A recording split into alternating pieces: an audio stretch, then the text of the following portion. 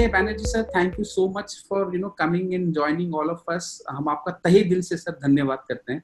और संजय बैनर्जी सर जो है वो he is basically all rounder. He just not a cricket commentator, but he has covered football, cricket, hockey, NBA, kabaddi, badminton. अगर मैं सब पढ़ने जाऊंगा तो मेरे ख्याल से पूरा दिन सर का परिचय देने में निकल जाएगा।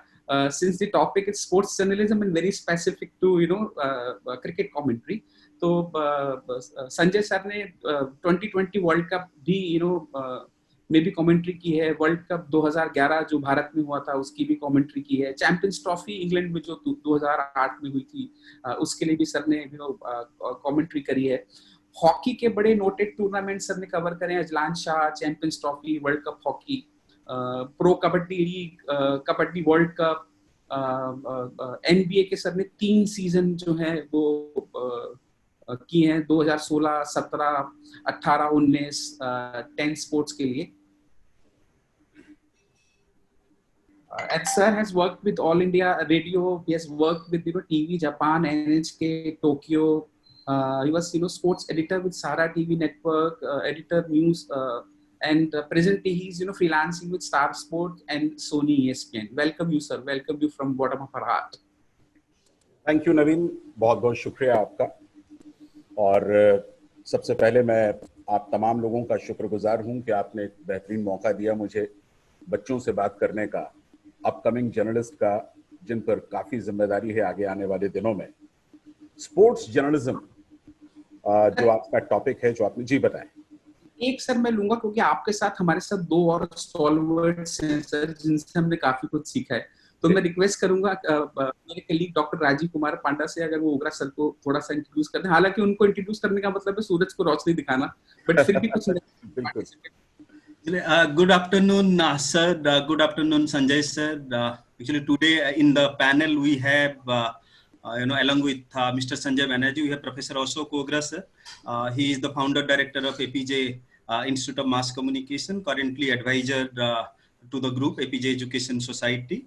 He was earlier vice president Discovery and Animal Planet channel. He was instrumental in launching both the channels in South Asia region. So we have learnt a lot from Ashok Ogra sir.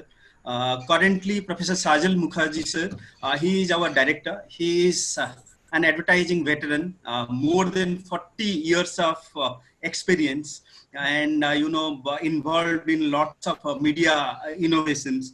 So from bottom of my heart, I welcome you both, sir, Professor Ashok Ogra sir and Professor Sajal Mukherjee sir. Along with we have Professor Piyush Datta with us. Though his video is not switched on, so he is again program director of APJ Institute of Mass Communication in Advertising and Marketing Communication. Again, a stalwart from the industry, more than 20 years of experience. Myself, from the Film Institute with APJ Institute of Mass Communication for more than 10 years. इसी का होके ही मैं रह गया. Prior to APJ Institute of Mass Communication, I worked with several institutes and colleges. But when I joined in 2010, to APJ Education Society, so our president, Madam, told to welcome to APJ family. तो मैं फिर इस family का member होके ही यहाँ पे रह गया. So along with Professor Naveen Gautam is also with me. वो हिंदी में बातचीत करेंगे Mr. Sanjay Banerjee sir के साथ. थोड़ा सा technical problem है, that's why Mr. Aritra Mukherjee, our alumni, currently working with Hindustan Times as a sports editor, a young boy from Kolkata, joined APJ Institute of Mass Communication in 2015. So due to technical problem, he's not able to join us. I think within 5 minutes he will join us. And I am able to see, lots of respected professors, young friends, students in the chat box. So again, very good afternoon to all of you. तो अभी मैं request करूंगा Sanjay Banerjee sir से. Dr. Jaya Srivastava also is with us, I think. Yes. I just forgot to mention because yes, Professor Jaya Srivastava, another, and then Sajal Mukherjee. That's right. Yes. Advertising and PR professional with industry experience. And you have the director, Dr. Sajal Mukherjee, noted advertising professional, who is the director of APJ Institute of Mass Communication. Yes, sir. Thank you. Good afternoon, sir. Sir, Good afternoon, all the participants. Welcome. Yes, start. Naveen, start. So Yes. Sanjeev Banerjee, just start. Yes, sir. Thank you very much sir. आप तमाम विभूतियों के बीच में कुछ बोलना कोई आसान काम नहीं है, लेकिन उसके बावजूद कोशिश करूंगा कि जो एक्सपीरियंस, जो तजुर्बा पिछले कुछ वर्षों में मैंने जुटाया है वो आप तमाम लोगों के साथ शेयर करूं। सबसे बड़ी बात कि स्पोर्ट्स जर्नलिज्म का जो वर्ड है वो एक ऐसा शब्द है जो आपको अट्रैक्ट करता है, आकर्षित करता है और नॉर्मली करता है। कुछ लोगों को हालांकि स्पोर्ट्स पसंद नहीं है, क्योंकि स्पोर्ट्स में एक ऐसी चीज है जो न सिर्फ आपको खेलने में अच्छा लगता है, बल्कि आप उसको जब डिस्क्राइब करते हैं या उसकी रिपोर्टिंग करते हैं तो वो भी आपको बहुत पसंद आता है। तो स्पोर्ट्स जर्नलिज्म, और फिर इसकी सबसे बड़ी खासियत ये है कि ये एक ऐसा सब्जेक्ट है जिसमें आपको सिर्फ मिलता और मिलता ही है। कैसे? आप शोहरत कमाते हैं, आप पैसा कमाते हैं, आप सारी दुनिया में सरकारी खर्च में ट्रेवल करते हैं, आप उन ग्राउंड्स पर बैठ करके मैच देखते हैं जहां पर लोगों का जाना बहुत मुश्किल होता है या मोटे पैसे चुकाने पड़ते हैं। तो सब कुछ आपको मिलता है, लेकिन किनको मिलता है? जिनके अंदर जुनून होता है, जिनके अंदर पैशन होता है, जो स्पोर्ट्स को महसूस करते हैं, जो स्पोर्ट्स को एहसास करते हैं, उन्हें जरूर ये मिलता है। और बहुत दूर जाने की जरूरत नहीं है, हमारे ही बीच में एपीजे के अरित्रो बैठे हुए हैं जो कि इसी इंस्टीट्यूट से पढ़े हुए हैं और आज हिंदुस्तान टाइम्स में, जो कि देश का बहुत ही नामी अखबार है, वो स्पोर्ट्स कवर कर रहे हैं। तो ये बतलाता है कि मैंने जिस बात का जिक्र किया कि स्पोर्ट्स जर्नलिज्म क्या है, उसका मजा अभी अरित्रो ले रहे हैं। I am sure. Welcome Aritro. Yes, hi sir, thanks a lot. तो मैं जिक्र कर रहा था स्पोर्ट्स जर्नलिज्म का। तो सबसे पहली बात कि अभी जो सिनारियो है, हम थोड़ा सा उसका भी जिक्र कर लें। पूरी दुनिया में कोरोना है, कोविड-19 है, और ये एक ऐसा समय है कि पूरी की पूरी दुनिया बैकफुट पे है। एक छोटे से वायरस ने समूची मानव जाति का जो दम्भ था, जो घमंड था, उसे चूर कर दिया है और ये बताया है कि नहीं, इंसान, मनुष्य ही सब कुछ नहीं है। लेकिन इस सिचुएशन से ऊपर आने में, इस तरह की सिचुएशन जिंदगी में आती है, हालांकि बहुत नहीं आती हैं, कभी कभार आती है, और जब आती हैं तो कई चैलेंजेस लेकर के आती है। हमारे सामने भी कई चैलेंजेस हैं। हमारे जो बडिंग जर्नलिस्ट हैं, जो आने वाले बच्चे हैं, उनके लिए भी एक चुनौती है, क्योंकि आप जानते हैं कि जो जॉब का मार्केट होगा, अखबारों में, टेलीविजन में, उस पर थोड़ा सा असर पड़ेगा। लेकिन एक अच्छी बात यह है कि जो यंगस्टर्स हैं, जो यंग बच्चे हैं, उनके लिए जॉब की अपॉर्चुनिटी मुझे लगता है कि इस मौके पर भी कम होने वाली नहीं है, क्योंकि कोई भी मैनेजमेंट कम खर्च में टैलेंटेड बच्चों को लेना और उन्हें अंदर आने देने की एक गुंजाइश तलाशेगा। तो इसलिए बच्चों को निराश होने की जरूरत नहीं है, उन्हें बेहतर करने की। और अगर वो स्पोर्ट्स जर्नलिज्म में जाना चाहते हैं तो ये एक अच्छा मौका है। भले ही आपको कोई स्पेसिफिक जॉनर ना मिले, लेकिन आप जनरल स्टोरीज के साथ शुरू कर सकते हैं। कोरोना की कई स्टोरीज हैं, किस तरह से लोग रिकवर करने की कोशिश कर रहे हैं और किस तरह से अनसंग हीरोज हैं जिन्होंने काफी कुछ कंट्रीब्यूट किया। तो ये सब चीजें हैं। तो कोरोना है, बहुत ही विचित्र और दुरूह स्थिति है हमारे सामने, लेकिन ये अंत नहीं है, ये संभावनाओं की शुरुआत है। और ये सब कुछ इस बात पर निर्भर करेगा कि आप इस चुनौती को कैसे एक्सेप्ट करते हैं और जिंदगी में कैसे आगे बढ़ने की कोशिश करते हैं। अगर आपकी नींव मजबूत हो गई, अगर आपने इस समय अपने करियर की शुरुआत कर दी और अच्छी शुरुआत कर दी, तो यकीन मानिए कि इस नींव पर आप एक बड़ी खूबसूरत इमारत आगे आने वाले दिनों में बनाने वाले हैं। अरित्रो, शायद आप शामिल होना चाहें, कुछ जानना चाहें।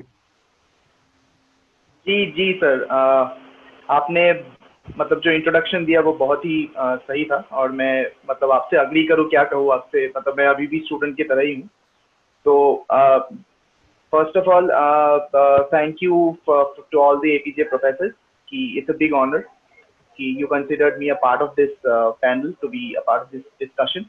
So, and Sanjay sir, बिना ज़्यादा देरी के ऑलरेडी हम शायद 10-15 मिनट लेट है, मेरा भी कुछ टेक्निकल फॉल्ट हुआ था, तो आई थिंक हमें सीधा डिस्कशन की ओर बढ़ना चाहिए। तो आपने एकदम बहुत अच्छा इंट्रोडक्शन दिया है, तो उसी को आगे बढ़ाते हुए मैं आपसे जानना चाहूँगा सर, ये एक स्टूडेंट पर्सपेक्टिव से ही नहीं पूछूंगा कि स्पोर्ट्स जर्नलिज्म जो है सर 70s और 80s के दशक में थोड़ा अलग होता था और काफी सारे चेंजेस के साथ स्पोर्ट्स जर्नलिज्म भी बहुत कुछ चेंज हुआ है। तो अगर आप लास्ट 3-4 डेकेड से, क्योंकि आप 3-4 डेकेड से ही स्पोर्ट्स जर्नलिज्म का पार्ट और कमेंट्री का पार्ट रहे हैं, तो वो चेंजेस जरा हमें अगर थोड़ा बताए कि क्या क्या चेंजेस हुए और इवॉल्वमेंट क्या क्या हुआ है स्पोर्ट्स जर्नलिज्म में, एक जर्नलिज्म के पर्सपेक्टिव से भी, एक स्पोर्ट्स पर्सन के पर्सपेक्टिव से भी।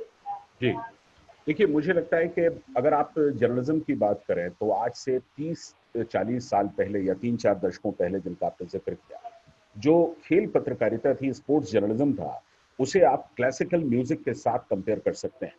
और आज की जो जर्नलिज्म है वो थोड़ा सा जैज टच उसमें ज्यादा है। तो काफी कुछ बदला है, जो स्टाइल है कवरेज की वो काफी कुछ चेंज हुई है। पहले मुझे याद है कि चाहे वो न्यूज चैनल्स हों, चाहे वो प्रिंट हो, अखबार हो, जब हम किसी चीज को डिस्क्राइब करते थे तो इस बात का जिक्र करते थे कि जब बैट्समैन ने ये स्ट्रोक लिया तो उसके शोल्डर की पोजीशन क्या थी, बैकलिफ्ट किस तरह से आई थी, पैर किस तरह से थे, उनका टोटल स्टांस कैसा था, इन तमाम चीजों का हम जिक्र करते थे शुरू में। ये चीजें धीरे धीरे अब बदल रही हैं और बदल करके ये पहले न्यूज चैनल का कंटेंट हुआ करता था। मैं सहारा में जब हम लोग ने 2002-3 के आसपास एक बहुत जबरदस्त शो हुआ करता था, उस समय अपने तरह का इकलौता शो था सिली पॉइंट, और उस सिली पॉइंट शो में कोई ऐसा दुनिया का जाना माना क्रिकेटर नहीं था जो पार्टिसिपेट न करता हो और जो आता ना हो। तब हम इन चीजों को उसमें शामिल करते थे, तब ये न्यूज चैनल का कंटेंट हुआ करता था। लेकिन जैसे जैसे वक्त बीतता गया, साल गुजरते गए, ये न्यूज चैनल के कंटेंट से स्पोर्ट्स चैनल्स के कंटेंट में तब्दील हो गया और फिर स्पोर्ट्स चैनल्स इन चीजों को करने लगे। न्यूज चैनल्स के लिए ये चीजें महत्वपूर्ण नहीं रही, उनके लिए दूसरी चीजें महत्वपूर्ण हो गई। उनके लिए ये महत्वपूर्ण हो गया कि किसने ट्विटर में किसे टैग किया, किस स्पोर्ट्स पर्सन ने, और किसने क्या किया, कौन सा विवाद हुआ, ये सब चीजें स्पोर्ट्स चैनल्स में अब ज्यादा हैं। तो वो जो क्लासिकल स्टाइल ऑफ कवरेज है वो धीरे धीरे उससे हम न्यूज चैनल्स में अलग होते गए। स्पोर्ट्स चैनल में भी हम उसमें जुड़े, लेकिन पिछले 3-4 साल में आप वहां का भी अगर आप ट्रेंड देख लें तो वहां भी चेंज बिल्कुल साफ दिखाई देता है। जो वन लाइनर हैं वो इम्पोर्टेंट हो गए हैं, पन जो होते हैं वो काफी अट्रैक्टिव लगने लगे हैं, कैची फ्रेजेस उनका ज्यादा इस्तेमाल होने लगा है। तो इन सब चीजों की वजह से जो आत्मा थी उसकी वो थोड़ी सी प्रभावित हुई है।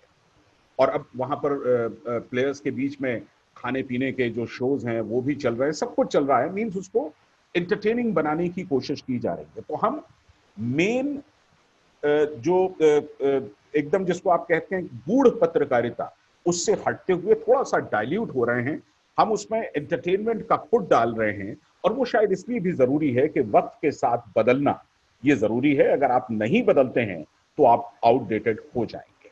तो ये चेंज हुआ है पिछले कुछ वर्षों में। अब फटाफट चीजें होती हैं, 100 खबरें होती हैं 5 मिनट में, उसमें आप स्पोर्ट्स क्या देंगे? आप एक छोटी सी खबर डाल देंगे कि फलाने ने इतने रन बनाए और उन्होंने इतने रन बना करके मैचेस जीत लिए। तो तमाम चीजें छोटी होती गई और वक्त के साथ यही एक चेंज आया। आप अखबारों में भी कवरेज देख लें, पहले का जो कवरेज हुआ करता था, 2-2, 2.5 पेजेस एक एक अखबार में, जो बड़े राष्ट्रीय अखबार हैं उनमें छपा करते थे, अब वो चीज थोड़ी सी कम हो रही है। और ये कमर्शियल की वजह है, इसकी वजह प्रचार के लिए जो जरूरी है वो चीजें होती है और प्रैक्टिकल भी वही है। तो धीरे धीरे चीजें थोड़ी सी हट रही हैं, हल्की सी डाइल्यूट हो रही हैं, लेकिन खत्म नहीं हो रही हैं। और ये मुझे लगता है कि ये डाइल्यूशन कहना इन्हें ठीक नहीं होगा, इन्हें एक परिवर्तन कहना ठीक होगा। और परिवर्तन के साथ चलना वो समय की मजबूरी है, हम सब की मजबूरी है, और हम सब के लिए वो बेहद जरूरी भी है। सर, जैसा आपने कहा मैं उससे बिल्कुल ही सहमत हूँ। आप ऑब्वियसली इंडस्ट्री में इतने साल से हैं, तो आपने जिस तरीके से चेंजेस को देखा है वो हम जितने लोग भी यहाँ पे मौजूद हैं उनमें सबसे ज्यादा है। मैं पिछले 4 साल से इंडस्ट्री में हूँ, तो कुछ इसका इफेक्ट तो जितना आपने बोला उतना मैंने भी देखा है।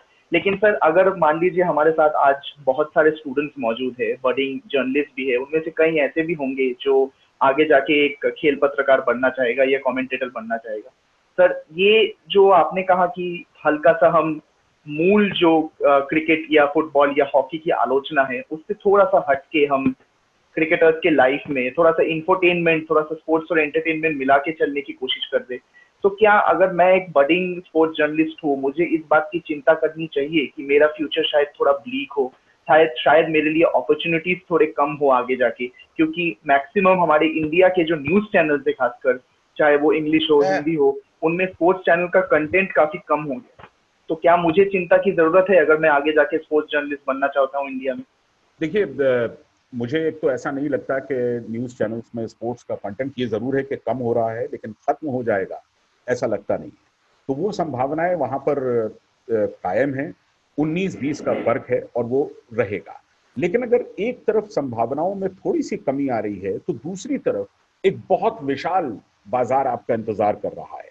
जो आप डिजिटल मीडिया कहें, आप सोशल मीडिया कहें, स्पोर्ट्स की संभावनाएं अब काफी बढ़ती जा रही हैं और जो बच्चे इसमें आना चाहते हैं, इसमें कुछ करना चाहते हैं, हो सकता है कि जो मेन लाइन मीडिया है, चाहे आप रेडियो कहें या टेलीविजन कहें, उसमें थोड़ी सी संभावनाएं कम रही हैं। वजह ये है कि टेलीविजन में जो आप स्पोर्ट्स में अगर आप शोज देखें या कमेंट्रीज देखें तो वही करते हैं जो कि इंटरनेशनल प्लेयर्स रहे हैं, जिनका अच्छा खासा तजुर्बा रहा है, वही उसमें शामिल हैं। तो उसमें जो नए लोग हैं या जो नॉन क्रिकेटर्स हैं या जिन्होंने इंटरनेशनल क्रिकेट नहीं खेली है, उन्हें बहुत ज्यादा मौके नहीं मिलते। लेकिन इसका ये मतलब नहीं है कि आपके लिए ये संभावनाएं समाप्त हो जाती। कई वेबसाइट्स हैं, कई सोशल मीडिया के प्लेटफॉर्म्स हैं जो कमेंट्रीज के साथ आते हैं। अब कमेंट्री में एक प्रॉब्लम ये होता है कि राइट्स का प्रॉब्लम है। जिसके पास राइट्स हैं वही सिर्फ कमेंट्री लाइव कर सकता है, बॉल टू बॉल कमेंट्री का हक उसी को होता है। तो जो बाकी पोर्टल्स हैं उनमें ये चीजें नहीं हो सकती। तो इसकी भी एक काट है, वो थोड़ा सा डिफर्ड कमेंट्री करते हैं। एक ओवर खत्म हो जाता है तो उसके बाद उस पर चर्चा करते हैं। तो हर चीज की काट है और वो अब लीगल तकरीबन मान लिया गया है। तो उन सब जगहों पर बच्चों के लिए बेहतर संभावनाएं हैं। यूट्यूब पर आप अपना स्पोर्ट्स का चैनल ला सकते हैं, आप अपनी रिपोर्ट्स ला सकते हैं और अगर उन रिपोर्ट्स में दम है तो लोग उन्हें पसंद करेंगे। ये जरूरी नहीं है कि वो बहुत बड़े प्लेटफॉर्म से आए तभी लोग उसे देखना चाहें। तो संभावनाएं अनंत हैं। डिपेंड ये करता है कि क्या आप पहले महीने से ही जो आपने पढ़ाई की है उसका प्रतिफल आप पहले महीने से ही पाना चाहेंगे, आप पहले महीने से ही आमदनी लेना चाहेंगे, या अपनी मेहनत को धीरे धीरे इन्वेस्ट करते हुए कुछ एक ऐसा प्लेटफॉर्म क्रिएट करेंगे जो अभी नहीं, आने वाले समय में आपके साथ चले और जो आपकी पहचान बने। अगर आपको तुरंत सैलरी की जरूरत है तो आप कोशिश करेंगे कि आप किसी टेलीविजन चैनल्स में जाएं, प्रिंट में जाएं, किसी ऐसे प्लेटफॉर्म में जाएं जो पूरी तरह से एस्टैब्लिश हो। लेकिन अगर आप अपना कुछ करना चाहें तो शुरू में आपको इन्वेस्ट करना है। इन्वेस्ट वो आपके समय का इन्वेस्ट हो सकता है। पैसे के बहुत ज्यादा इन्वेस्टमेंट की जरूरत नहीं है क्योंकि डिजिटल अब जो चीजें बन रही हैं वो बहुत सस्ती और बहुत अफोर्डेबल हैं, तो वो आप भी कर सकते हैं। तो डिपेंड ये करता है कि अगर आप स्पोर्ट्स करना चाहते हैं तो संभावनाएं हैं, संभावनाएं चुकी नहीं हैं। मुझे लगता है कि आकाश खुला है और संभावनाएं बढ़ रही हैं और ये हमेशा से होता आया है। जब एक चीज एक तरफ कम होती है तो वही चीज दूसरी तरफ बढ़ने लगती है। तो ये इसमें निराशा की कहीं कोई गुंजाइश नहीं है। आपको आशा बनाए रखनी होगी, पॉजिटिव रहना होगा और आई एम श्योर कि अगर आप में डिटर्मिनेशन है, कुछ करने की कुव्वत है, क्षमता है, संकल्प है, तो आप कामयाब होंगे, चाहे वो डिजिटल मीडिया हो या मेन लाइन चैनल। बिल्कुल सर, हम जैसे ही बात कर रहे और चर्चा कर रहे हैं, हमारे पास काफी सारे स्टूडेंट्स के क्वेरीज आ रहे हैं। हम ऑब्वियसली मैं स्टूडेंट्स को बताना चाहूंगा कि we'll have a special Q&A session बाद में, लेकिन उनके ही कुछ सवालों के इर्द गिर्द मैं और आप जब कल डिस्कस कर रहे थे, वो हमारा डिस्कशन का पार्ट भी ऐसा ही था। तो काफी सारे सवाल उससे जुड़े आ रहे, तो मैं कोशिश करूंगा उनको ही थोड़ा सा टच करते हुए हम आगे बढ़े। कि सर मान लीजिए मैं एक स्पोर्ट्स जर्नलिज्म और स्पोर्ट्स कमेंट्री में आना चाहता हूँ, तो मुझ में वो क्या क्या खूबियां होनी चाहिए जिससे आगे जाके मुझे कोई प्रॉब्लम नहीं होगी और मैं एक स्मूथली एक स्पोर्ट्स जर्नलिज्म बनना चाहूंगा? क्या टेक्निकल नॉलेज हर खेल की, वॉइस मॉड्यूलेशन, क्रिकेट या दूसरे खेलों के जार्गन्स पता होना बहुत जरूरी है, हर मैच बारीकी से देखना जरूरी है, इस बारे में अगर आप थोड़ा सा बताएं कि क्या क्या क्वालिटीज होनी चाहिए मुझ में अगर मैं एक स्पोर्ट्स जर्नलिस्ट बनना चाहता हूँ। देखिए, स्पोर्ट्स जर्नलिस्ट बनने के लिए या स्पोर्ट्स कमेंटेटर बनने के लिए जो सबसे बड़ी चीज जरूरी है वो पैशन। स्पोर्ट्स एक ऐसा फील्ड है जहां आप नौकरी करने के लिए नहीं आ सकते। आप अगर 10 to 6 काम करना चाहें तो स्पोर्ट्स आपके लिए नहीं। अगर आपको स्पोर्ट्स जर्नलिज्म करना है तो उसके लिए आपके अंदर पैशन होना चाहिए, आपको खेलों से खुशबू आनी चाहिए, आप उसे महसूस कर सकें और आप उनके उस खुशबू के साथ जीना चाहें और जी सकें, तभी आपको स्पोर्ट्स के अंदर आना चाहिए। क्योंकि अगर पैशन नहीं है तो वो नौकरी है। मैं ये नहीं कहूंगा कि नौकरी में पैशन नहीं होता है, वहां भी होता है, लेकिन स्पोर्ट्स एक अलग चीज है। स्पोर्ट्स जुनून है, और अगर वो जुनून आपके अंदर है तो आपको स्पोर्ट्स के अंदर आने का सोचना चाहिए। ये पहली चीज है। दूसरी चीज है कि आप जिस चीज को भी कवर करना चाहें उसका नॉलेज आपको होना चाहिए, उसके इतिहास की जानकारी आपको होनी चाहिए, भारत का उसमें क्या प्रदर्शन रहा है, भारत ने इससे पहले उसमें क्या क्या किया है, ये तमाम चीजें आपको आनी चाहिए। उनकी जो टेक्निकलिटीज हैं उनका आपको नॉलेज होना चाहिए। आपको लगातार उस स्पोर्ट्स पर काम करना चाहिए, क्योंकि वर्ल्ड ऑफ स्पोर्ट्स लगातार चेंज होता रहता है पूरी दुनिया में। अगर आप क्रिकेट को ही ले लें, क्रिकेट का अच्छा खासा पैशन है और क्रिकेट हमारे लिए धर्म के समान है, लेकिन क्रिकेट में दुनिया के हर कोने में रोज कुछ ना कुछ खबरें आती हैं, चर्चाएं होती हैं। तो हमारी कोशिश ये होनी चाहिए कि हम उन तमाम चीजों से अपडेटेड रहें और तभी हम उसमें रिपोर्टिंग कर सकते हैं। तीसरी बात, चीजों को संक्षिप्त में और प्रभावी ढंग से कहने और लिखने की क्षमता होनी चाहिए। आपने अगर कुछ देखा है, आप अगर कुछ कहना चाह रहे हैं, तो आप निबंध मत लिखिए, आप ऐसे राइटिंग के लिए मत जाइए, आप क्रिस्प लिखिए और क्रिस्प कहिए भी। अगर आप ऐसा कर लेते हैं तो आप स्पोर्ट्स के लिए बिल्कुल सही हैं। छोटी सी चीज और, पंक्चुअलिटी, ये एक ऐसी चीज है कि उसके बिना आप स्पोर्ट्स नहीं कर सकते हैं। बाकी चीजों में हो सकता है आप प्रेस कॉन्फ्रेंस अटेंड करने जाएं, अमूमन 10 मिनट 15 मिनट देरी से ही शुरू होते हैं, आपको मौका मिल जाए, लेकिन स्पोर्ट्स में अगर आपने किसी के साथ इंटरव्यू प्लान किया है, इंटरव्यू मिलते नहीं है बहुत आसानी से, और इतना जानते होंगे बिल्कुल सर। क्योंकि स्टार हमारे जो प्लेयर्स हैं उनके लिए ये समय दे पाना थोड़ा सा मुश्किल हो गया। ये भी कहानी बदली है बहुत पहले से, 4 दशकों पहले से। पहले प्लेयर्स और जर्नलिस्ट आपस में एक दूसरे के बहुत दोस्त हुआ करते थे। अब धीरे धीरे जैसे जैसे कमर्शियल हुआ क्रिकेट और तमाम चीजें आई, तो वो फासला बढ़ता गया, वो दोस्ती सिमटती गई। और अब ऐसा है कि अगर किसी जर्नलिस्ट को किसी प्लेयर से इंटरव्यू करना है तो आप ये मान करके चलिए कि 15-20 दिन उसको कवायद करनी पड़ती है, मेहनत करनी पड़ती है, तब शायद उसको इजाजत मिलती है। वो इजाजत आपको मिली, एक आपको टाइम मिला कि आप सोमवार को हमसे हमारे पास आ जाइएगा 12 बजे, और आप 12:30 बजे पहुंचे, तो समझ लीजिए कि आपकी वो अपॉर्चुनिटी आपके हाथ से निकल गई। तो ये 3-4 बेसिक चीजें हैं जो एक स्पोर्ट्स जर्नलिस्ट बनने के लिए होनी चाहिए। पहला, आपके अंदर लिखने का आर्ट होना चाहिए, आपके अंदर बोलने का आर्ट होना चाहिए। दूसरा, आप जिस स्पोर्ट्स को कवर कर रहे हैं उसका नॉलेज आपको होना चाहिए, आपको अपडेटेड होना चाहिए, टेक्निकलिटीज आपको पता होनी चाहिए। तीसरा, आपके अंदर पैशन होना चाहिए, खेलों के लिए एक जुनून होना चाहिए। और चौथा, आप पंक्चुअल रहें और अपनी चीजों को शॉर्ट में लिख सकें और कह सकें, ये बहुत जरूरी है, ऐसा मेरा मानना है। सर हमारे पास, जैसे आप बता रहे थे, ऑलरेडी करीब 20-30 नए क्वेश्चंस आ गए, तो सारे तो मैं नहीं ले पाऊंगा, लेकिन एक क्वेश्चन बहुत ज्यादा आ रहा है, डिफरेंट, शायद वो प्रोफेसर हो, बड़ी जर्नलिस्ट हो, सबसे, कि सर जो हमने कल भी डिस्कस किया था कि जब हम कमेंट्री की बात करते हैं, खेल की कमेंट्री की बात करते हैं, आजकल जो देखा गया है पिछले 10-15 साल की अगर हम बात करें, तो ज्यादातर वो एक स्पोर्ट्स पर्सन होते हैं, चाहे वो क्रिकेट की बात कर लीजिए, वो हॉकी की बात कर लीजिए, फुटबॉल की बात कर लीजिए, हर जगह पे ही है जो एक स्पोर्ट्स पर्सन है, उन्हीं को कमेंट्री का मौका मिलता है। जैसे आप इतने सालों से एक स्पोर्ट्स पर्सन प्रोफेशनल या स्टेट लेवल पे, इंटरनेशनल लेवल पे नहीं रहे, लेकिन इतने साल से सक्सेसफुली कमेंट्री करते आ रहे, अगर मैं एक प्लेयर नहीं हूँ, एक क्रिकेटर नहीं हूँ, अगर मुझे फिर भी कमेंट्री करना है, तो मेरे लिए वो जगह कहाँ है, वो स्कोप कहाँ है, कैसे मैं अप्रोच कर सकूं और किस दिशा में मुझे जाना चाहिए कि मुझे एक क्रिकेटर होने के बावजूद मैं क्रिकेट कमेंट्री कर पाऊं। इस बारे में आप थोड़ा अगर बताएं तो। देखिए, अगर क्रिकेट का जिक्र करें तो बिल्कुल कहने में ज़रा भी मुझे शक नहीं है कि ये पूरी तरह से डोमिनेट करता है इंटरनेशनल प्लेयर्स के द्वारा, और वो भी वो प्लेयर्स हैं जो कि अच्छा खासा खेले हुए हैं। हमारे यहाँ कहा जाता है कि जो दिखता है वही बिकता है। अब चूंकि वो लगातार खेलते रहे हैं, ग्राउंड पर रहे हैं, उनकी अपनी ब्रांडिंग है, उनका अपना नाम है, तो इसलिए वो टेलीविजन में डोमिनेट कर रहे हैं। लेकिन प्रैक्टिकली अगर आप देखें तो काफी बड़ा एरिया अभी भी आपके लिए खुला हुआ है। आकाशवाणी में अभी ये भी आपको पता है कि बीसीसीआई के साथ आकाशवाणी का कॉन्ट्रैक्ट है, एग्रीमेंट है, और उसके मुताबिक वो काफी कमेंट्रीज आकाशवाणी ने अब करना शुरू कर दिया। जो बीच में थोड़ा सा थम सा गया था, वो सिलसिला वापस शुरू हो गया है।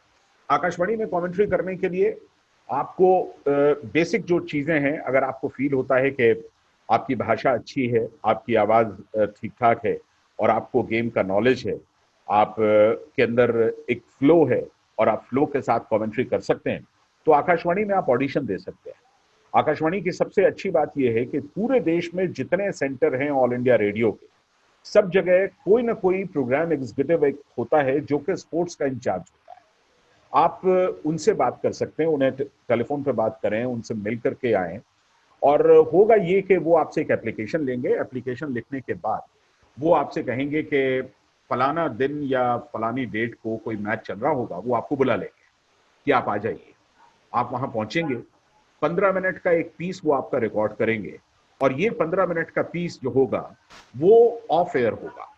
ऐसा नहीं कि आपकी कमेंट्री ऑन एयर जाएगी, वो ऑफ एयर कमेंट्री होगी, वो सिर्फ रिकॉर्डिंग के लिए होगी, जिसे वो प्रोग्राम एग्जीक्यूटिव सर्टिफाई करेगा कि ये कमेंट्री लाइव की गई है, मेरे सामने की गई है, और उसके बाद वो डायरेक्टरेट जो कि दिल्ली में है वहां भेज दिया जाएगा। डायरेक्टरेट में ऑडिशंस होते हैं, साल में एक बार, 1.5 साल में एक बार, 6 महीने में एक बार, कभी भी हो सकता है। उस ऑडिशन में जो पैनल होता है उसमें 1 या 2 फॉर्मर क्रिकेटर्स होते हैं जो टेस्ट प्लेयर्स होते हैं, जो जिनका अच्छा खासा नाम होता है। एक जो भाषा का एक्सपर्ट होता है वो बैठेगा, एक बैठेगा जो आपकी टेक्निकल चीजें जो आप बोल रहे हैं उनका एक्सपर्ट होगा। तो 3, 4, 5 वहां पर एक्सपर्ट्स बैठते हैं। फिर आपकी कमेंट्री वहां पर सुनी जाएगी, और कमेंट्री सुनने के बाद वो ये डिसाइड करेंगे कि आप कमेंट्री कर सकते हैं या नहीं कर सकते हैं। 3 पैनल होते हैं। सबसे शुरू में एक होता है लोकल पैनल, उसके बाद होता है जोनल पैनल, और तीसरा पैनल होता है जिसे नेशनल और इंटरनेशनल पैनल हम कहते हैं। मैंने भी जब शुरुआत की थी तब लोकल पैनल से ही की थी, पहला मेरा अप्रूवल लोकल पैनल में ही हुआ था। उसके बाद मैं जोनल में आया, तो जोनल वाले क्या करते हैं कि उन्हें इंटरनेशनल मैचेस भी मिलने लगते हैं। Duleep trophy, Ranji trophy, Deodhar trophy, और भी जो मैचेस हैं उसके अलावा इंटरनेशनल मैचेस भी आप कर सकते हैं। तो तब मैंने 93 में एक कीनन स्टेडियम में किया था जमशेदपुर में, तब मैं जोनल में था, लेकिन बाद में फिर नेशनल इंटरनेशनल में आ गया और काफी मौके मिले। शायद ही दुनिया का कोई ऐसा मैदान हो जहां पर लाइव कमेंट्री करने का मौका नहीं मिला हो। तो मैं अपनी बात ना करके अभी आपकी बात कर रहा हूं कि आपके लिए आकाशवाणी पहला प्लेटफॉर्म हो सकता है जहां आप अंदर जाएं। हालांकि उसमें भी आपको कई बार ऐसा लगेगा, निराश होना पड़ेगा, वक्त ज्यादा लगता है, लेकिन आप एक एप्लीकेशन डाल करके स्पोर्ट्स ऑफिसर से मिल करके बात करके इस काम को रख करके छोड़ सकते हैं। जब भी ऑडिशन होगा वो आपको बुलवा लेंगे, और हो सकता है कि आप पैनल में आ जाएं। और एक बार अगर आप पैनल में आ गए और आपने अगर अच्छा किया तो फिर आपकी गाड़ी रुकेगी नहीं।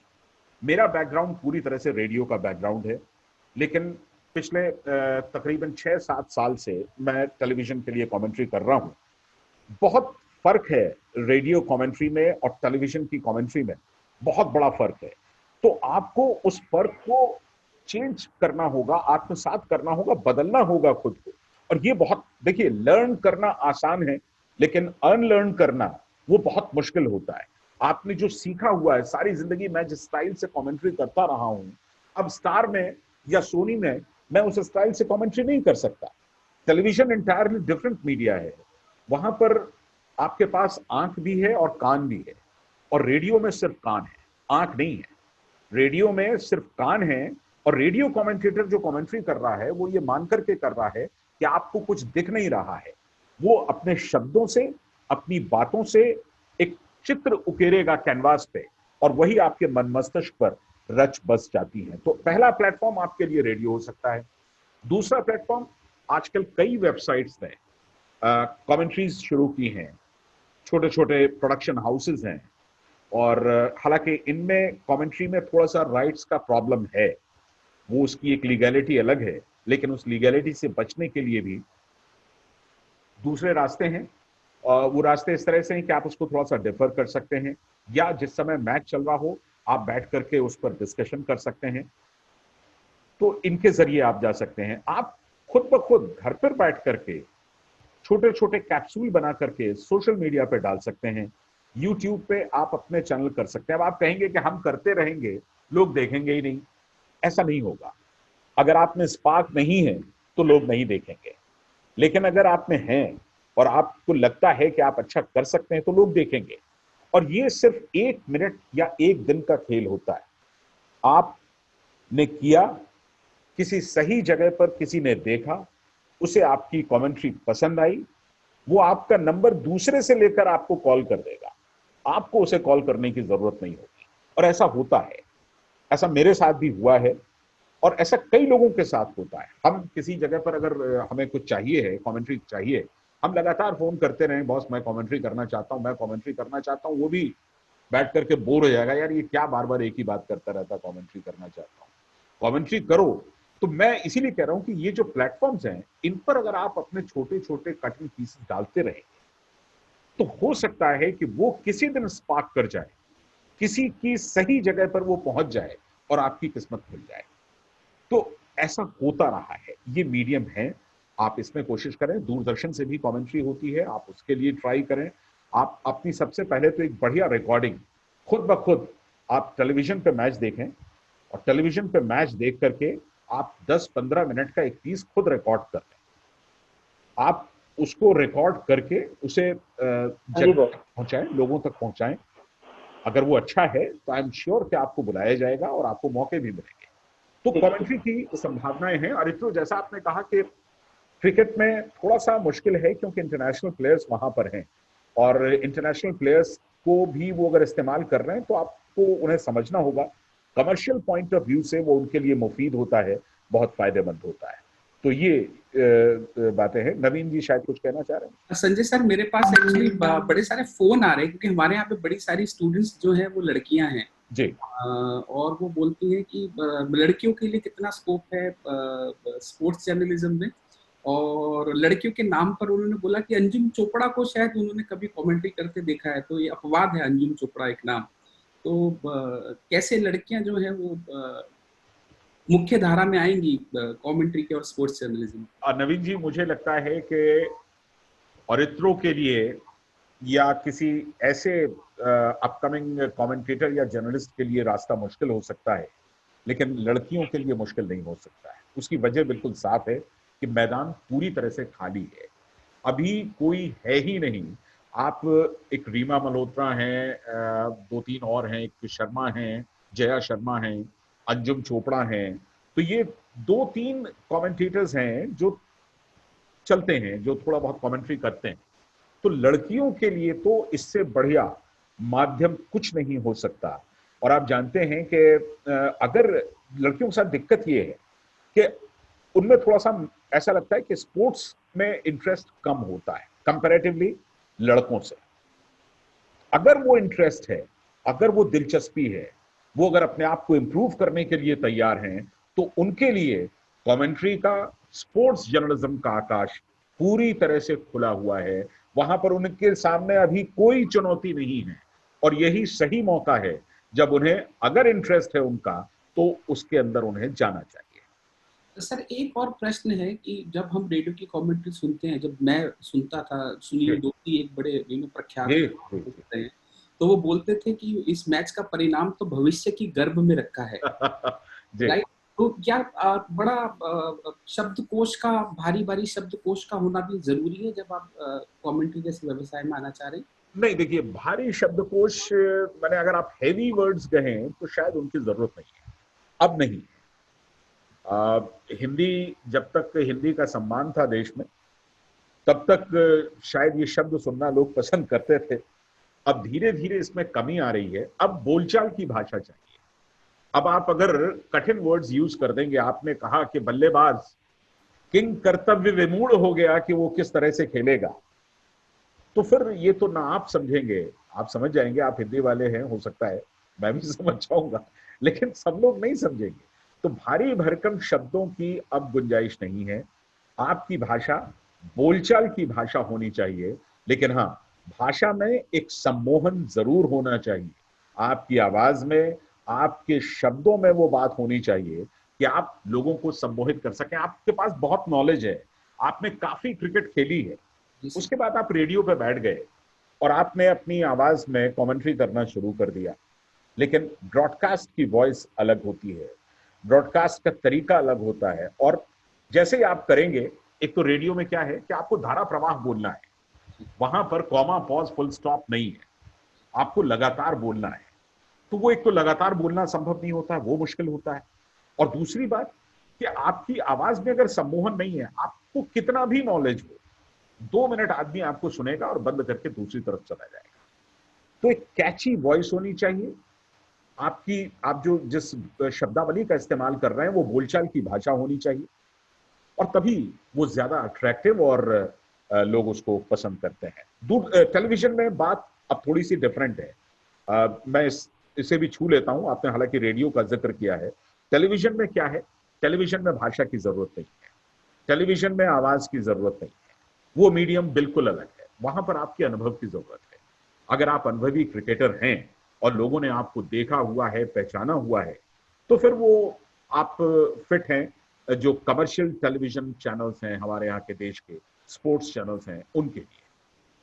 सर एक प्रश्न है, हमारे कलीग है मिथिलेश सर, वो पूछ रहे हैं कि अपने अंदर का जो फैन है, क्या खेल पत्रकारिता में सबसे बड़ी चुनौती आपके अंदर के मौजूद प्रशंसक को घेरने की है? मौजूद प्रशंसक को घेरने की है, मतलब आप कभी कभी इतने फैन होते हो किसी टीम के, किसी प्लेयर्स के, तो जब आप वो बात बोलते हो, वो रिपोर्ट करते हो, तो वो कहीं आपकी रिपोर्ट में झलकता है?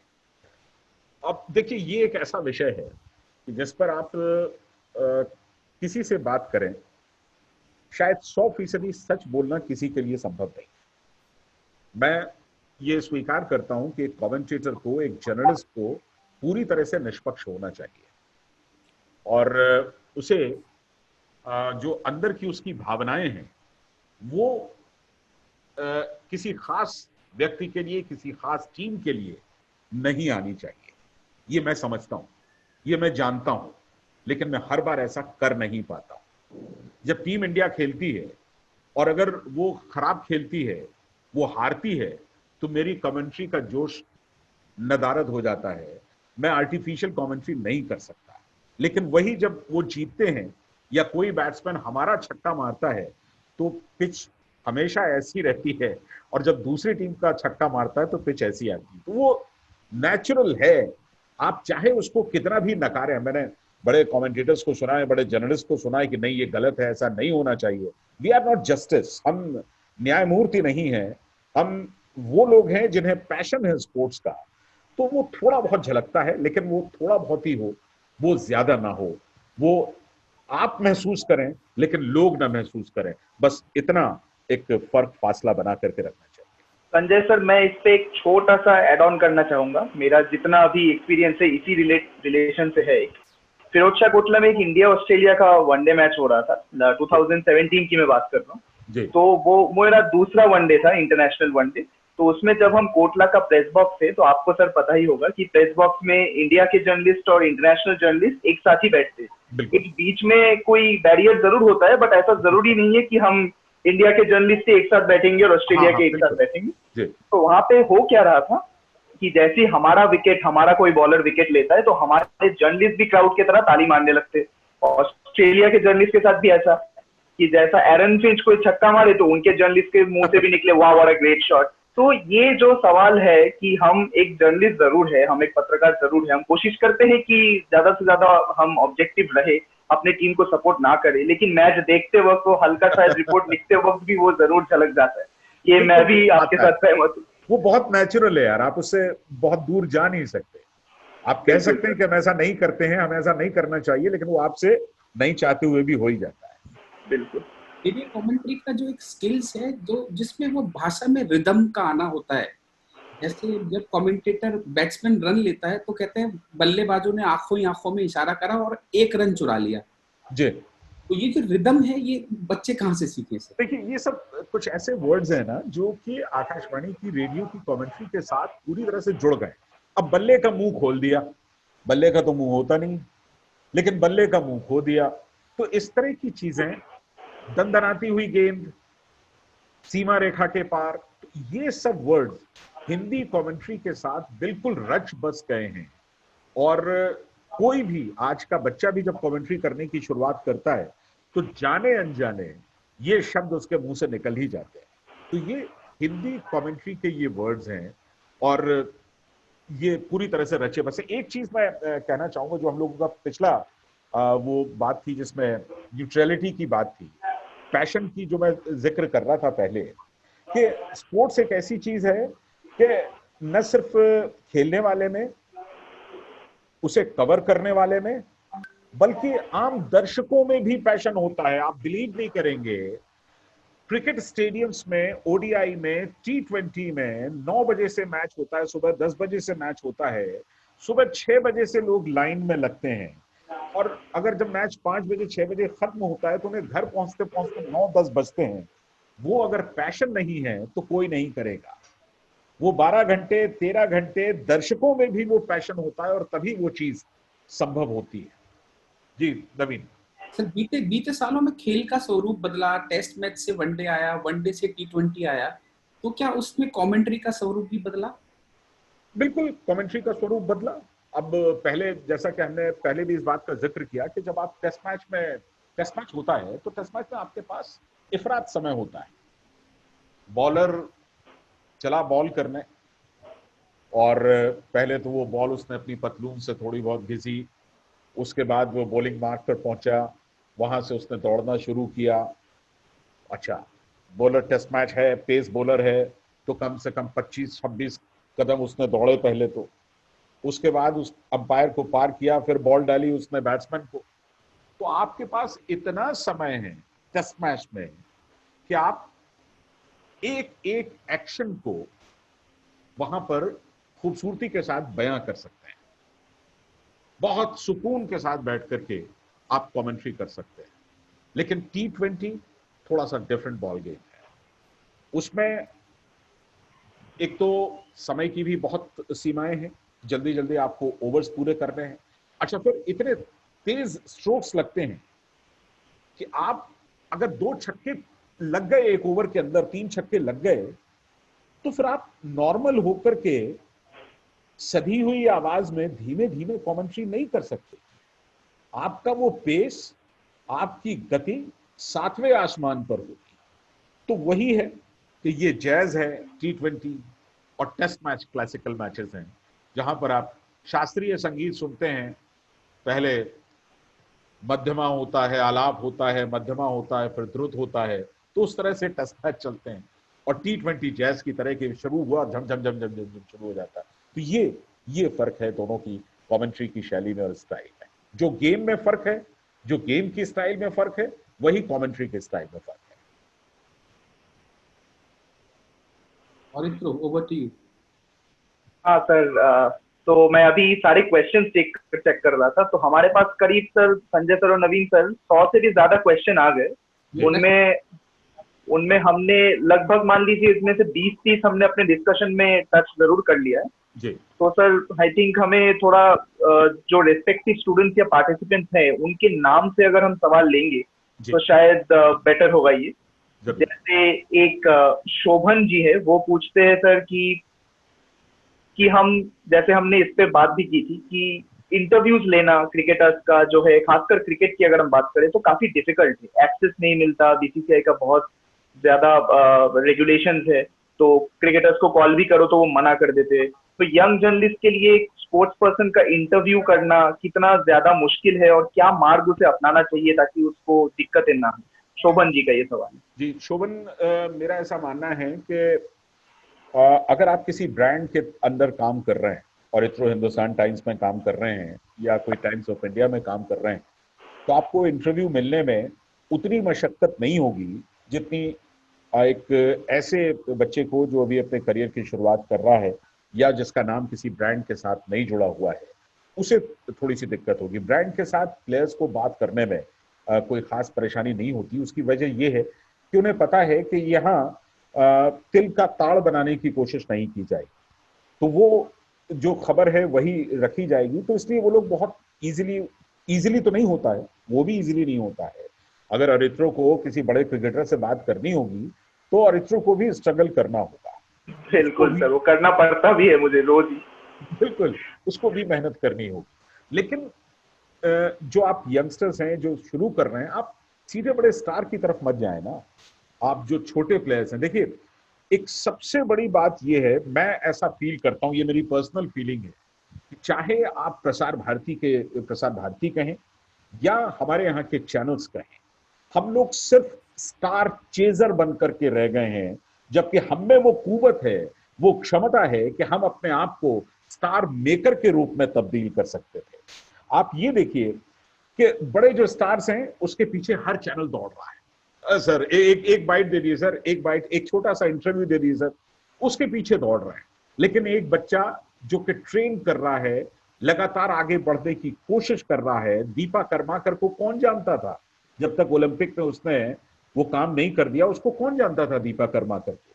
तो अगर चैनल्स इस काम को करें ना, कि जब कोई बच्चा, जो कोई प्लेयर है वो शुरुआत कर रहा है, अच्छा करने की कोशिश कर रहा है, उसकी मेहनत को, उसकी मशक्कत को, उसके स्ट्रगल को अगर आप टेलीविजन पे दिखाएं, अगर आप अखबारों में लिखें, अगर आप सोशल साइट्स पर डालें, तो आप यकीन मानिए आप एक क्रिएटिव काम करेंगे और आपका जो चैनल होगा या जिस मीडियम के लिए भी आप काम करेंगे वो बहुत अच्छा माना जाएगा, पॉजिटिव माना जाएगा। लेकिन हम ऐसा नहीं करते हैं।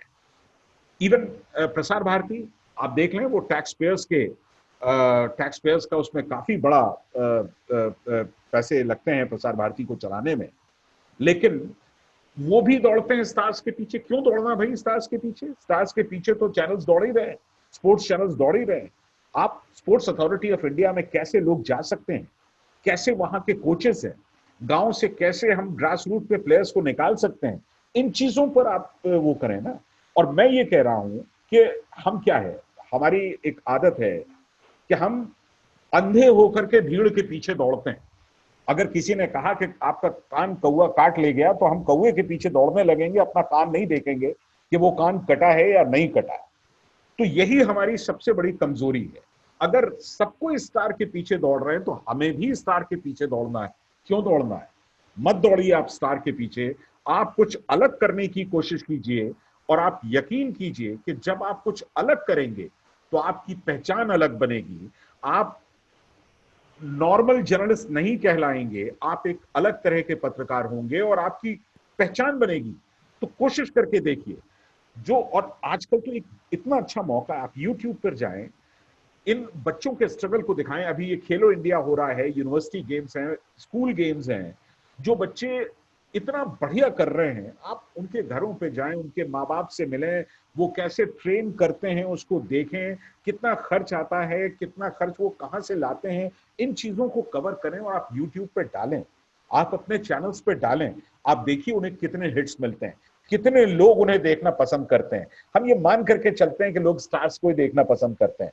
मुझे ऐसा नहीं लगता है कि लोग स्टार्स को देखना पसंद करते हैं। स्टार्स को देखना पसंद करते हैं, लेकिन अब वो सैचुरेशन पॉइंट आ चुका है जहां वो जो क्रेज था वो धीरे धीरे कम हो रहा है। और यही वजह है कि श्रीलंका 3 बार अभी अपने जो राइट्स हैं क्रिकेट के, वो 3 बार अनाउंस कर चुका है और उनको कोई बिडर नहीं मिल रहा है। ये बता रहा है कि ये स्टारडम अब धीरे धीरे सिकुड़ रहा है। और यही मौका है आपके पास कि आप नए उभरते हुए बच्चों के पास जाएं, उनके प्लेयर्स के पास जाएं और तमाम चीजें देख करके उनको कवरेज दें, उनको वेटेज दें। उनका भी भला होगा, आपका भी भला होगा, आपको एक संतोष होगा। जर्नलिज्म एक ऐसी चीज है कि आप खुद समझ जाते हैं कि आपने जो स्टोरी की है वो कैसी स्टोरी है। आपके अंदर आपको फील हो जाता है। बाकी आप तो किसी से पूछेंगे क्यों कैसा लगा, अरे मजा आ गया। आपने जो लिखा वो तो कोई लिख नहीं सकता, आपने जो कमेंट्री की वो तो कोई कर नहीं सकता। लेकिन मुझे लगता है कि सबसे बड़े जज अपने आप हैं। आप खुद ये महसूस कर सकते हैं कि आपने क्या किया है, और वो सेटिस्फेक्शन जिस दिन आपको मिलता है, और आई एम श्योर कि अगर आप इस तरह की स्टोरीज करेंगे वो सेटिस्फेक्शन आपको मिलेगा। ये मार्केट पूरी तरह से खुला है, आप 1, 2, 3 स्टोरीज ऐसे करके डालिए, आप देखिए किस तरह से हिट्स मिलते हैं, उनको प्रमोट कीजिए सोशल साइट्स पे और आप देखिए किस तरह से आपको लोग देखना पसंद करते हैं। बिल्कुल सर, आपसे मैं एकदम सहमत हूँ। मैं इस पे एक छोटी सी बात रखना चाहूंगा कि हमारे यहाँ पे जितने भी लोग हैं उनको आपको भी बताना चाहूंगा कि मैं जब एपीजे में पढ़ता था कि मेरे मन में भी यही सवाल आते थे कि मैं कैसे शुरू करूँ, कैसे अप्रोच करूँ। तो हमारे एक स्पेशल गेस्ट लेक्चर आते थे जो स्पोर्ट्स जर्नलिज्म के क्लासेस महीने में एक बार या हफ्ते में एक बार लेते थे। तो उन्होंने भी बिल्कुल यही सब चीजें बताया था कि आपको छोटी चीजों से शुरुआत करनी चाहिए। आप शुरुआत में ये एक्सपेक्ट नहीं कर सकते कि मैं विराट कोहली का इंटरव्यू कर लूंगा, सानिया मिर्जा का इंटरव्यू कर लूंगा। तो ये सारी चीजें जब वो बताते थे, और मैं सबको बताना चाहूंगा कि मैंने जो अपनी करियर की शुरुआत की 2016 में, तो मैंने भी ऐसे स्ट्रगल करके ही शुरुआत की, स्ट्रगल अब भी कर रहा हूँ कि अभी जितने भी बॉक्सिंग के जो इंडिया के लिए नहीं खेलते हैं, जो डोमेस्टिक स्पोर्ट्स में स्ट्रगल कर रहे हैं, जो स्टेट लेवल में खेल रहे हैं, उनके साथ शुरुआत की। तो मेरा जो है शुरुआत जो है कुछ एपीजे के टीचर्स और प्रोफेसर से ही होता रहा है। तो इस बात से मैं इससे जुड़ा हुआ सर एक सवाल आया हुआ है, अमन दुबे जी पूछते हैं कि मीडिया में क्रिकेट को लेकर काफी सारे स्पेशल प्रोग्राम्स और शोज आते हैं, तो उनका नाम भी क्रिकेट से जुड़ा हुआ होता है, लेकिन अदर देन जो क्रिकेट है वो उन सारे खेलों का क्या, उनको क्या वो डिमोटिवेट हो सकते हैं ऐसे कि उनको कवरेज ज्यादा नहीं मिलता, उनको सक्सेस को ज्यादा दिखाया नहीं जाता? तो इनके बारे में थोड़ा आप बताएं कि क्रिकेट को इतना तवज्जो क्यों? देखिए, हमारे यहाँ की कहानी उल्टी है। हम उगते हुए सूरज को पूजते हैं और जो सूरज उग चुका है हम उसके नीचे उसकी आराधना करने बैठ जाते हैं। क्रिकेट का खेल वही है। क्रिकेट आज से 50 साल 60 साल पहले आकाशवाणी का बहुत बड़ा रोल है उसे पॉपुलैरिटी के इस मुकाम पे लाने का, और फिर चूंकि चीजें कमर्शियल होती जा रही हैं धीरे धीरे, अगर आप क्रिकेट शोज करेंगे तो उसको देखने वालों की संख्या बहुत ज्यादा होगी, उसको बहुत लोग पसंद करेंगे। तो अगर ज्यादा लोग देखेंगे तो रेवेन्यू जनरेट होगा, चैनल्स को पैसे मिलेंगे, तो वो उसी तरह के शोज करेंगे। पैसा एक हकीकत है, वो तल्ख है या जो भी कहिए, लेकिन वो हकीकत है। आप हॉकी करेंगे, आज से आप 7 साल पहले 8 साल पहले हॉकी करते तो शायद हॉकी में भी अच्छा खासा कवरेज था, लेकिन अब धीरे धीरे खत्म हो रहा है। हम लोग जब बड़े हुए, क्रिकेट के प्लेयर्स के नाम तो हमें याद ही थे।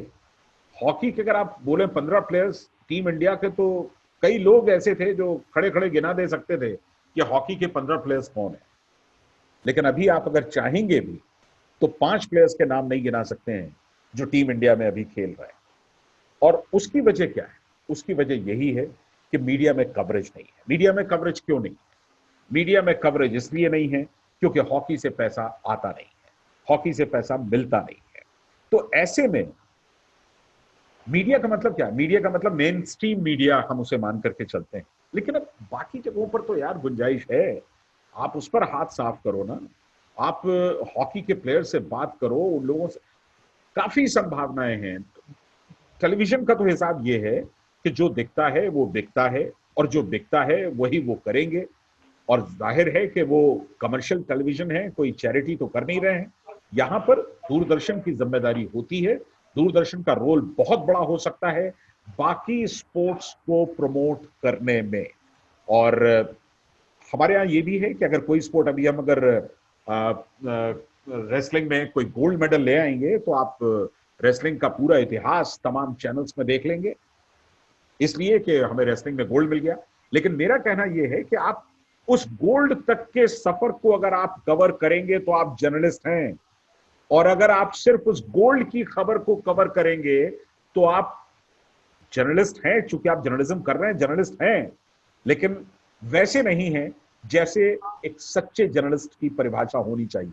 आप सिर्फ खबर दिखा रहे हैं, आप खबर दिखा रहे हैं, खबर की जड़ तक नहीं जा रहे हैं, खबर की तह तक नहीं जा रहे हैं। वो वहां तक पहुंचा कैसे, ये आप उसके गोल्ड मेडल जीतने के बाद क्यों दिखाएंगे? ये तो आपका पूर्वानुमान होना चाहिए कि ये अच्छा कर रहा है, चोपड़ा है, बहुत बढ़िया जेवलिन फेंक रहा है, ये तो आपका पूर्वानुमान होना चाहिए। आपको अभी से उस पर काम करना चाहिए। जब वो गोल्ड ले आएगा तो हम सब दौड़ेंगे और वो कहेगा नहीं मेरे पास वक्त नहीं है इंटरव्यू देने का। लेकिन आप अभी से अगर उसे आप कवर करेंगे तो तब तमाम पूरी भीड़ में भी वो आपको पहचानेगा और आपके पास आएगा। सर संजय सर और इतरो, जैसे कि क्रिकेट की भाषा में बोलते हैं कि 40 ओवर का खेल हो चुका है और 10 ओवर बचे हैं और अब बल्लेबाज ताबड़तोड़ बल्लेबाजी करेंगे।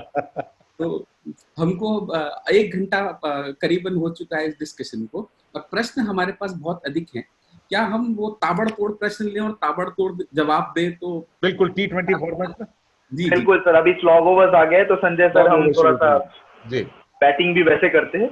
जैसे एक सवाल काफी मजेदार है सर, एक सवाल आया हुआ है कि कहते हैं कि ग्राउंड पर बिना गए आप कमेंट्री कैसे कर लेते, कि इस तकनीक को मतलब जानना बहुत जरूरी है कि आप टीवी पे तो हम भी मैच देखते वो भी देखते, तो ग्राउंड पर बिना गए कमेंट्री कैसे कर ले आप? ये सवाल विनीत उत्पल जी का। बिल्कुल बिल्कुल अच्छा सवाल है, और मैं फिर कहूंगा कि यही वही कमर्शियल जो चीज है ना, एस्पेक्ट है, खर्च जो चीज है, उसकी वजह से सब तमाम चीजें हो रही हैं। ग्राउंड पर नहीं जाने का सिलसिला, शायद ये ऑफ ट्यूब कमेंट्री की बात कर रहे हैं, जो अब रेडियो भी कर रहा है, दूरदर्शन भी कर रहा है, तमाम चैनल्स भी कर रहे हैं। लेकिन उसकी एक वजह भी है क्योंकि अब इतनी बढ़िया इंटरनेट्स हैं, फाइबर टेक्नोलॉजी इतनी एडवांस्ड है कि आपको वो फील तो नहीं मिलता। ये बात तो बिल्कुल सच है कि अगर आप ग्राउंड पे नहीं है तो वो फील आपको नहीं मिलेगा, लेकिन हेडसेट के द्वारा आपको जो एम्बियंस मिलता है वहां का, वो एम्बियंस आपको थोड़ा बहुत ये फील कराता है कि आप ग्राउंड पर हैं। लेकिन ग्राउंड पर कमेंट्री करने का जो मजा है, जो सुकून है, वो कतई स्टूडियो में बैठकर कमेंट्री करने का नहीं है। लेकिन ये वक्त की नजाकत है, वक्त की मजबूरी है, और इसीलिए आजकल ये चीजें हो रही हैं। सर अभिषेक प्रसाद जी पूछ रहे हैं कि कबड्डी जैसे खेल में जो कि इंडिया का काफी स्ट्रॉन्ग खेल रह चुका है, लेकिन उस तरीके से कवरेज नहीं मिलता है, तो उसमें क्या स्कोप है? अभिषेक, कबड्डी का जहां तक जिक्र है, आप देखिए आज से 7 साल 6 साल पहले कबड्डी कहाँ थी। कबड्डी, आजकल आपने कबड्डी का सवाल भी किया, शायद 6-7 साल पहले लोग कबड्डी का सवाल भी नहीं करते। तो ये एक मेरा कहना है कि दूरदर्शिता है। जिस स्टार स्पोर्ट्स ने इसे शुरू किया मशाल के साथ मिलकर के, तो उन्होंने देखा कि ये जमीन से हमारी जुड़ा हुआ खेल है, लोगों को इसमें बहुत आनंद आता है, मजा मिलता है, और चूंकि ये फिजिकल वो है तो ऐसे स्पोर्ट्स ज्यादा पॉपुलर होते हैं। तो उन्होंने इसे पैकेज बना करके एक बढ़िया प्रो कबड्डी लीग करा दी, और धीरे धीरे कबड्डी अब पॉपुलर होने लगा है। 7 सीजन हो गए हैं। अभी कोरोना की वजह से हो सकता है कि मामला थोड़ा सा टल जाए, लेकिन अब कबड्डी का जिक्र आने लगा है, चर्चा होने लगी है, और शायद 7 साल पहले ये भी संभव नहीं था। तो कबड्डी, अब मैं ये नहीं कहूंगा कि मेन स्ट्रीम गेम है चूंकि मैं कमेंट्री कर रहा हूं, लेकिन हाँ, धीरे धीरे अब कबड्डी एक इंपॉर्टेंट गेम के रूप में इंडिया में उभर करके आ रही है, इसमें कोई शक नहीं। बिल्कुल सर। सर प्रेम प्रधान जी पूछते हैं कि इंडिया में काफी सारे फॉलोअर्स है ईपीएल के, ला लीगा के, बुंदेसलीगा के, जो इंटरनेशनल फुटबॉल होता है, तो उनका कवरेज हमारे यहाँ पे इतने फैंस होने के बावजूद भी कम क्यों है? अब प्रेम, बिल्कुल सही कहा आपने, और ये जो फॉलोअर्स है ना, वो आप ही की जनरेशन के बच्चे हैं। मुझे पता नहीं क्यों इसमें बहुत दिलचस्पी नहीं आती ला लीगा वगैरह में। उसकी वजह ये है कि हम लोग सारी जिंदगी डोमेस्टिक स्पोर्ट्स और यहाँ पर जो फुटबॉल खेली जाती है या क्रिकेट खेली जाती है वही ज्यादा देखते रहे। तो ये बिल्कुल बात आपकी सही है कि लोगों का इंटरेस्ट है, लेकिन अगर आप देखें कि सोनी, ESPN, स्टार पर भी, और अब तो फेसबुक भी ला लीगा की कमेंट्री कर रहा है, तो धीरे धीरे ये चीजें बढ़ रही हैं। आज से शायद 8-9 साल पहले ये परसेंटेज बहुत कम था। ग्रेजुअली ये चीजें बढ़ रही हैं, और आने वाले समय में ये भारत में बिल्कुल जम करके देखे जाएंगे। अभी भी देखे तो जा रहे हैं, प्रसारित किए जाएंगे, ब्रॉडकास्ट होंगे, चूंकि पैसा मिलेगा। अगर आप लोग देखेंगे तो ब्रॉडकास्टर को पैसा मिलेगा, और पैसा मिलेगा तो वो आपको वो दिखाएंगे। ये बिल्कुल एक चेन है जो एक दूसरे के साथ गले मिल करके चलती है हिंदुस्तान के अंदर। सर एक और सवाल है छोटा सा, और उस पर छोटा ही जवाब मैं आपसे चाहूंगा। पूछ रहे कि क्या जो कमेंट्री या जर्नलिज्म का या स्पोर्ट्स प्रोडक्शन का स्टूडियो है वो ग्राउंड पे ही होता है या अलग जगह पे होता है? नहीं, जब आप कमेंट्री करने जाते हैं, अगर आप रेडियो की कमेंट्री करते हैं तो आपके साथ एक इंजीनियर होता है, एक प्रोड्यूसर होता है, और आप अगर ODI है या T20 है तो 2 कमेंटेटर्स होते हैं, टेस्ट मैच है तो 4 कमेंटेटर्स होते हैं। तो वहां से वो लाइव फोन लाइन के जरिए वो कमेंट्री यहाँ पर जो ट्रांसमिट होती है दिल्ली के अंदर, और यहाँ से फिर पूरे देश के अंदर वो जाती है। लेकिन टेलीविजन चैनल में वहां पर वो एक छोटा सा टेम्पररी स्टूडियो क्रिएट करते हैं, और आपने देखा होगा कि कुछ शोज ऐसे होते हैं जो ग्राउंड से होते हैं, तो वो शोज उसी छोटे से स्टूडियो से होते हैं। वो मेकशिफ्ट अरेंजमेंट होता है जो मैच शुरू होने से पहले एक दिन पहले बन जाता है, और मैच खत्म होते ही वो, जैसे शादियों के बाद शामियाने चले जाते हैं, वैसे ही वो भी उठ करके चले जाते हैं। तो ये होता है, एक अस्थाई स्टूडियो टेलीविजन के स्पॉट पर होते हैं। बिल्कुल सर। सर गौरव पूछते हैं, गौरव जी की सर खेल को या क्रिकेट को कवर करने के लिए कौन सी ऐसी किताबें हैं या कौन से ऐसे वेबसाइट या अखबार है जो हमें ज्यादा फॉलो करनी चाहिए? देखिए, कवरेज के लिए किताबें पढ़ने से बेहतर है कि आप अपने आप को क्रिकेट देख करके इम्प्रूव करने की कोशिश करें। आप किताबें पढ़ेंगे या मेरी बातें सुनेंगे तो जो मैंने किया है जिंदगी में आप वही पढ़ेंगे, तो उससे आप प्रभावित होंगे। तो मैं तो ये कहूंगा कि आप जो भी करना चाहते हैं खुद ब खुद करें। अगर सीखना भी चाहते हैं या अपने आप को इम्प्रूव करना चाहते हैं तो गूगल बाबा पर आप जाएं, आपको कई चीजें मिलेंगी। आप टेलीविजन लगातार देखें, गेम को फॉलो करें, आप अपने आप को इम्प्रूव कर देंगे। पढ़ने के लिए कई अच्छी अच्छी किताबें हैं, आप उनको भी देख सकते हैं। मैं रिक्वेस्ट करूंगा, यहाँ पर कुछ अटेंडीज हैं, Jyoti Mani, doctor Vinita Gupta ma'am, doctor Bandana Tiwari, doctor Nisha Singh, Abhishek. अगर आपके पास कुछ क्वेश्चन आंसर है तो आप प्लीज Q&A बॉक्स में आके अपने प्रश्न पूछ लीजिए।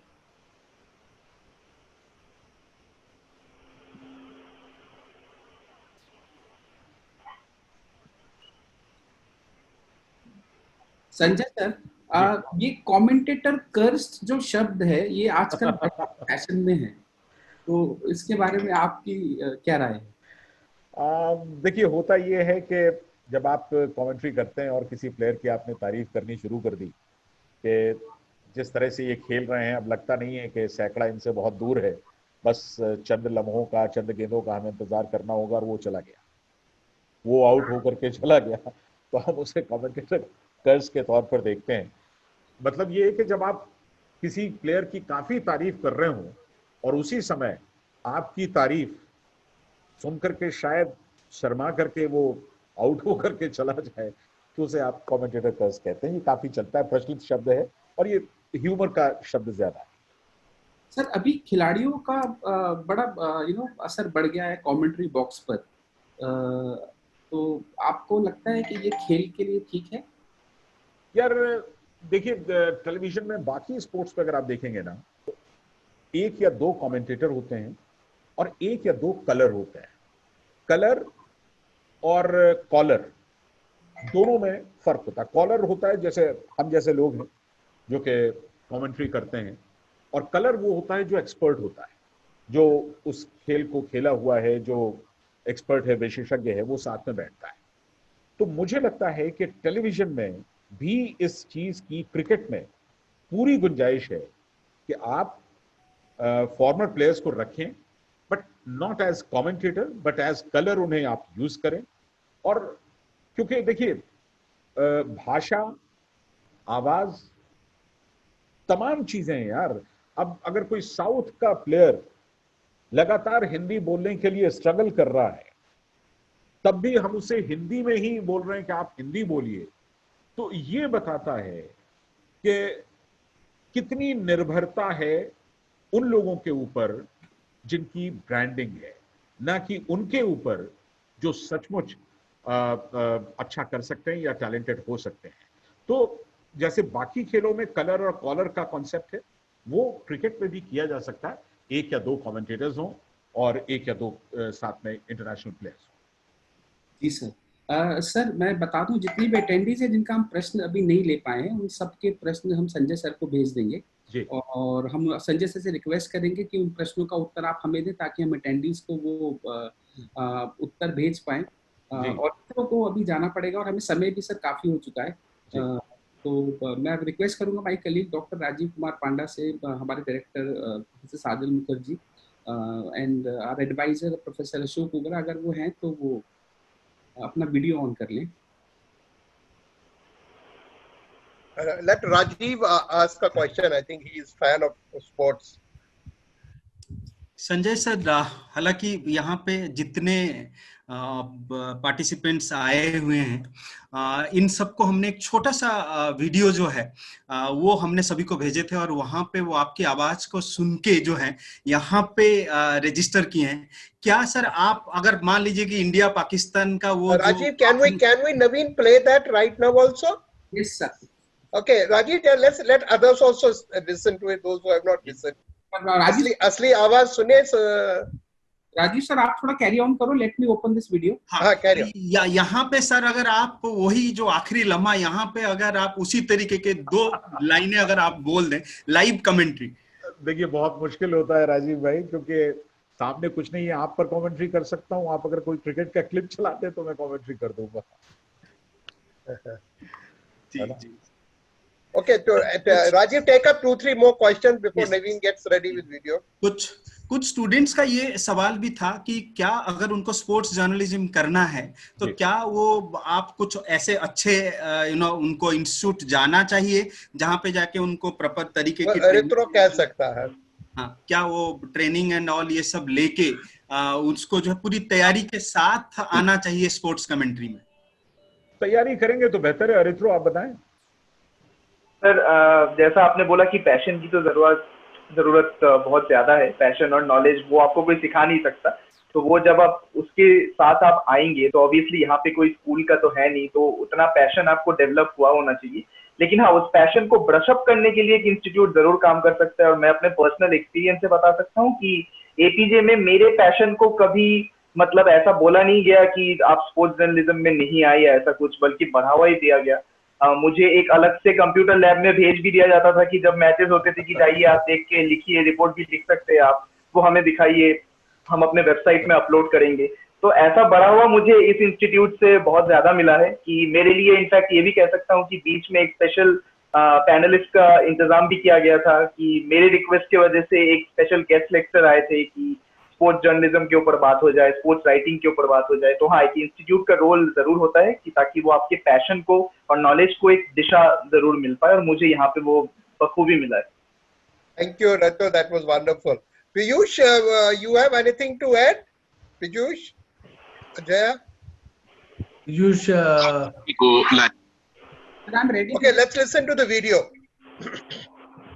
बोलिंग परिवर्तन हसन अली को लाया गया है गेंदबाजी के लिए. कुल मिलाकर 38 मैचेस में 71 विकेट उनकी झोली में अब तक हैं, और मिथुन के लिए बॉलिंग कर रहे हैं जिन्हें पहले रन की तलाश. और इस बार मिथुन गेंद के ठीक पीछे गए, हल्के से केवल गेंद को खेला. स्ट्रोक बिल्कुल भी ऑफर नहीं कर रहे हैं, बल्कि मुशफिकुर रहीम वहां पर मौजूद हैं.